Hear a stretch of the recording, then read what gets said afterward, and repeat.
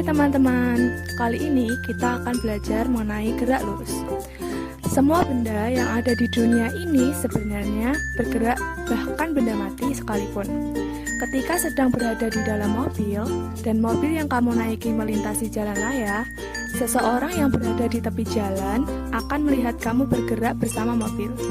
Dan kamu yang berada di dalam mobil melihat orang tersebut bergerak. Maka, gerak bersifat relatif, tergantung pengamat dan titik acuannya. Yuk cari tahu lebih jauh tentang konsep gerak. Gerak merupakan perpindahan suatu benda dari satu posisi ke posisi lain.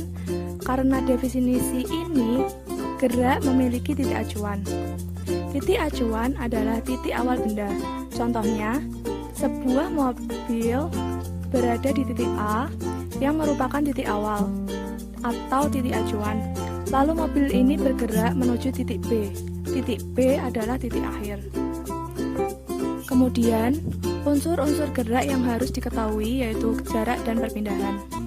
Jarak adalah jumlah total lintasan yang ditempuh suatu benda, sedangkan perpindahan adalah selisih antara kedudukan akhir dengan kedudukan awal. Contohnya adalah seorang kurir yang sedang mengendarai motor bergerak lurus ke arah kanan sejauh 500 meter, lalu berbalik arah sejauh 200 meter dan akhirnya berhenti. Pergerakan tersebut dapat digambarkan dari posisi A ke posisi B sejauh 500 meter ke arah kanan dan berbalik arah sejauh 200 meter yang dimisalkan dengan titik C.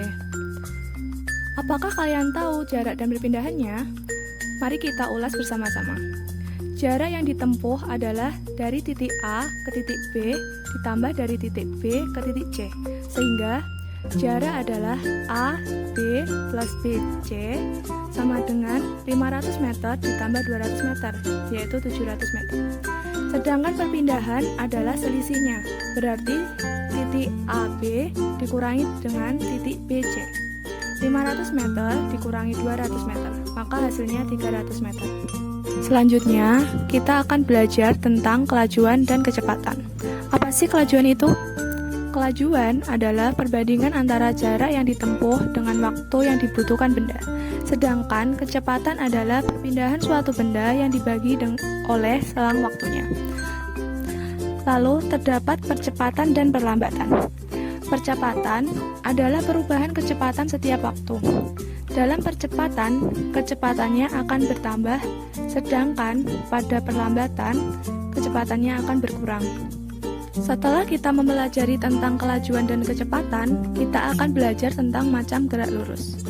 Ada dua macam gerak lurus, yaitu GLB atau gerak lurus beraturan, dan GLBB yaitu gerak lurus berubah beraturan. GLB adalah gerak suatu benda pada lintasan lurus dengan kecepatan konstan atau tetap. Berikut ini adalah rumus dari GLB atau gerak lurus beraturan. Yang pertama, kelajuan, yang dirumuskan dengan V sama dengan S dibagi T, dengan P kelajuan meter per sekon, S jarak meter, T waktu sekon. Yang kedua adalah kecepatan dengan rumus V sama dengan S dibagi T. V adalah kecepatan meter per sekon, S adalah perpindahan meter, dan T adalah waktu sekon. Kelajuan dan kecepatan hampir sama. Bedanya adalah jika S pada kelajuan merupakan jarak, sedangkan S pada kecepatan merupakan perpindahan. GLBB adalah gerak suatu benda yang memiliki lintasan lurus dengan kecepatan berubah-ubah namun tetap beraturan.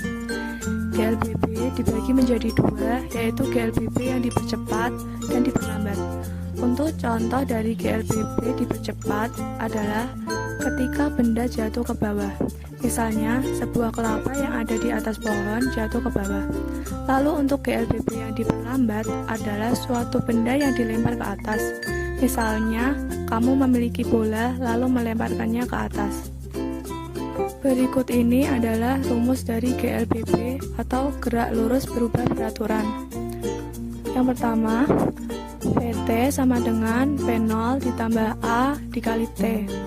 Yang kedua, PT kuadrat sama dengan P0 kuadrat ditambah A dikali S. Yang terakhir, ST sama dengan P0 kali T ditambah setengah kali A kali T kuadrat. Dengan PT kecepatan akhir meter per sekon, P0 kecepatan awal meter per sekon, A percepatan meter per sekon kuadrat, S jarak meter, dan T waktu sekon. Itulah penjelasan mengenai gerak yang meliputi GLB dan GLBB. Semoga video ini bermanfaat. See you next time.